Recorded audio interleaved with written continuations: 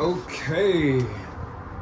Good morning, good evening, good whatever time it is. It's training day. Back to you with another video. And today I just got back from church. And let me highlight that real quick before I even get started with today's topic, today's video. It was such a blessing to me today. Just been going through a lot in this season, transitioning out here to the Dallas-Fort Worth area, trying to make a real stake in the ground, developing just a lifestyle and habits out here. It's been hard, to say the least, but God has been with me throughout the entirety of it, and I am grateful, so very grateful to say that I have a loving church family that is for what me and my family are doing out here, and is there to support us in prayer, really counsel, and the different events that take place with us. But had to give that aside, had to give glory to God and praise to the Lord Jesus Christ before I even start today's video. It's about today's topic. I kind of turned the camera on because I have been really needing to be a lot more consistent when it comes to making content. And I think that has volumes and levels to say about what's going on in my overall consistency, and just the consistency in general with doing with what I was called to do, or what I know I've been told I need to do, which is make videos for you guys. Pertaining to fitness, of course, that is the gift, that is the area of expertise that I want to share knowledge and insight with you all. And there has been a topic at hand that I kind of wanted to really bring to light when it comes to training and progression and just all the things that come along with making progress in the gym, right? So without further ado, let's cut into it. All right, so today's topic, training intensity, and how do you train harder? How do you push yourself harder and end up working harder than you did the time previous when you came to the gym? It's kind of something that's been adopted as a moniker from, if y'all know him, Coach Greg. He's like, train harder than last time. I really like that mentality and that moniker because it is one of the biggest defining factors for progression and whatever it is you're trying to do. How are you going to beat what you did last time you were putting in the work? So let's dive into the nuance and the goodness here, right? For those of you who are a little bit more advanced to the beginners, I'm going to try and keep this neutral so everyone can follow along, but I want to talk about programming and the approach that a lot of people are taking nowadays when it comes to fitness. If you go on to any social media platform or any Facebook post or Instagram feed, any Pinterest reel that has to do with training, there's this idea of optimization that's been pushed in the fitness industry nowadays. It's not so much about following the bodybuilder of old magazines, or how would you put it, doing the bro splits, but there's been this big what is the word? This big impulse in the fitness community to just train as optimally as possible. And I'm one of the people who, in all honesty, I like to subscribe to that notion. How do I make every set in the gym count? How do I make every rep? How do I make every single meal? Excuse the noise, y'all. People are being loud outside. I got a lot of people with flashy cars who live in the area, so they like to let it be known. It's a blessing. Yeah, it's a blessing. I'm sure they have fun. Either way, how do you make everything in the gym count? That's the notion that's being pushed in the fitness industry nowadays. And at face glance, there's nothing wrong with it. Why wouldn't you want to make sure that you're lining everything you can possible to get the most out of your workouts, the most out of the meals you're eating, the most out of your sleep and recovery? That is ideal. But as life so has it, a lot of you guys' life, and I know my own, a lot of it isn't ideal. A lot of it is not ideal. There are going to be things that come in the way.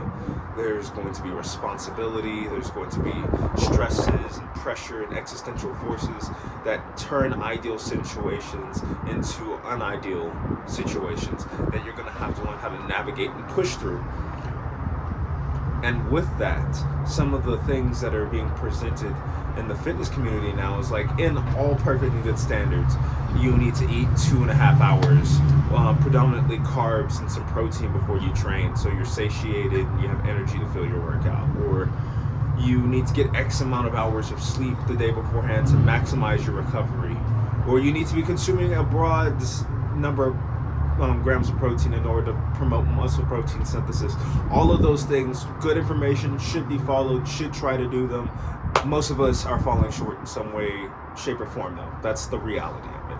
So how do we go into the gym with all of those setbacks, with all of the existential pressure in our lives, and how do we still make gains? How do we still produce? How do we still move forward in a way that is going to be conducive to the overall end goal? Y'all have heard me talk about consistency, but today I want to focus on training intensity, right? So when I pull up my program, I have my sets, my reps, it's all logged, it looks nice, uniform. I can track my progression to make sure that I'm training harder on a logistical scale moving throughout the course of the week, and that's fine, and that's awesome, and that's something you should be doing if you're not. Heads up. But there's another piece to it, right? A lot of y'all will follow programs that say hit 12 sets of 4 or 5 sets of 12 or something like that, and you will go for just that number and be like, well, I did my reps, I did my sets, and I saw progress in the beginning, but I'm not seeing progression now. And maybe I even upped the weight and I did my 12 reps for this X amount of sets, but the gains are minuscule, or I'm more so maintaining. It's a really sad feeling. It sucks. I've been there. An issue, a really big issue that you probably are running into is training intensity. That's another factor that a lot of people don't get married to. And we try and push the dial up by adding more sets or adding more weight or increasing the reps even. But when you go for a formulated kind of approach where everything is box and cookie cutter, and you're saying, well, I'm going to take this, I'm going to put it up against the wall, and I've been training like this for an X amount of time, and it's going to work now, and I've just tweaked these like little factors. That works to a degree, but there's a lot of diminishing returns there. There's going to be a point in time to where if you really want to see some crazy progress in whatever gym space that you're in, you're going to have to up the intensity.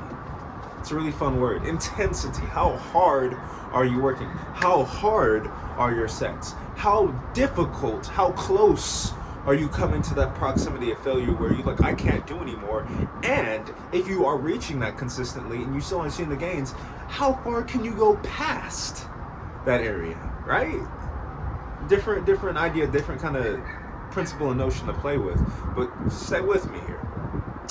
I aspire, I'll speak for myself, in my own personal fitness journey and goals, I aspire to train somewhat similar to some of how the older bodybuilders train. I really like the physiques, I like the proportions, the shape, the symmetry, all balanced in, mixed in with the size. It's a very flowy, aesthetic looking physique, and that's something I aspire to do with my own fitness journey. Don't know what you're aspiring to do.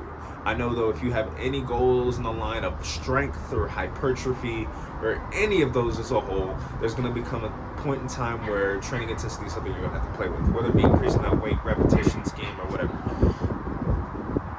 I would say this to you guys who have been lifting for a little bit and have things structured in this kind of manner. Don't forget, right, that at the heart of all of the growth and development that you're doing with your physical training, a good, and when I say good, a very large portion of your body growing, getting bigger, getting stronger, is due to demand physical adaptation. I'll say that again, demand for physical adaptation. You are putting some type of stress or force on your body that is so great that your body's only response to compensate for that stress is to adapt, change, and grow. If you're not doing that, you're not gonna grow. You're not gonna grow. It's that simple. If you're training in your comfort zone, you're not gonna grow. If you're training and you're barely breaking a sweat, that's not hard. You're not gonna grow. If you are lifting and doing anything in any sports arena, physical field, or anything, and it's moderate and it's bearable and it's not all that like difficult, you're gonna stay roughly where you're at. I'm sorry. And that goes for anything. There is nothing, and I repeat, nothing comfortable when it comes to this physical training thing. It is hard, it is grueling, and if it isn't hard and grueling or making you reach past what you think you can do, you're probably not doing it right. That's it. You're probably not doing it right, okay? So, that all being the case, I challenge each and every single one of you who is training right now for a strength or a hypertrophy goal, analyze how hard you've really been working. Have you really been giving it your all? Have you been leaving gas in the tank? I'm not saying every session needs to be like balls to the walls, hard, go home or die kind of thing. But are you really pushing yourself when you're in there? Or are you lifting and thinking about other things? Is your mind half gazed, half focused? When you're going for a set of 12 because you really have done like a set of 18? Because most of you can, if I'm being honest. Are you being comfortable with your weight selection? Could you really go heavier with control? Are you afraid? Are you giving yourself like the whole notion of, I don't have a spotter, I don't have someone to watch me, I'm scared? And by all means, practice safety. But is there a part of you that is staying so confined in the box due to fear that you're not even testing your own limits?